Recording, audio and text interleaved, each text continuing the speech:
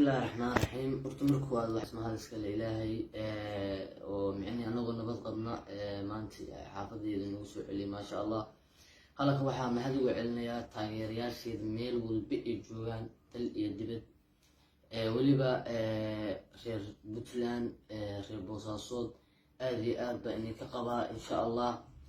bannaanbaxa sameeyeen sida wanaagsan aan micni Boosaaso ugu dabaaldegaysaan aniga dartay ما شاء الله. waxaan jeclaan lahaa in la joogo aad iyo aad markastoo in la jooga qalbiga in kala jooga marna in kama maqni insha Allah hadii Ilaahay nafta noo daayana waa isu iimaanina.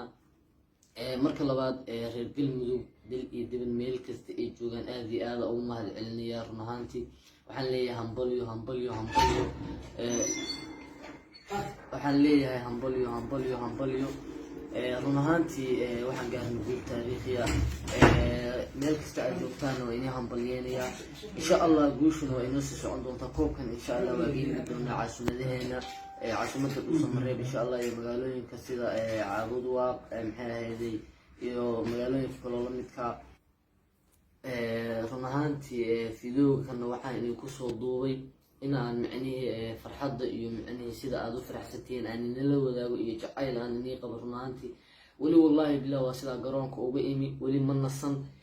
run ahaantii sida wanaagsan aan micnihi u dabaaldegaysaan oo aan micnihi ii dhiirigelinaysan mar walba inaan hore uga sii socdo meesha aan hadda joogo run ahaantii baa anigana igu kaliftay inaan maanta fiidiyowga yarka inii soo duubo qoraal waa ka gaari waayay aad iyo aadaan ugu mahadsantihiin run ahaantii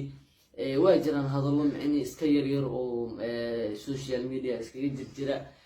saqraawi waa yaryahay oo kale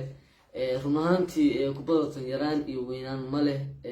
kubadatan waa wax micnaheeda qofka Ilaahay micni uu hibo u siiyo run ahaantiina micnaheeda waa yar tahay maanta aniga ima niyad jabinayso maxay ahaydey hoosna ima dhigayso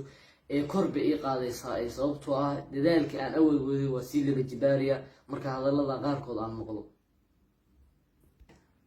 ugu dambeyn waxaa fiidiyowga kusoo gabagabeynaya taageerayaashayda Soomaaliya meel kasta aad joogtaan waxaan idin leeyahay hambalyo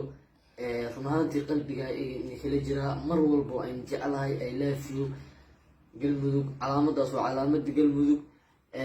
kuwan kuwa yiri maahan waa yar tahay iyo waa weyn tahay midna waa kuwa lugteeda kaliya macni fiiriye waxa ku jira aad iyo aad aan u mahadsantihiin galmudug maxaa dhacday galmudug maxaa dhacday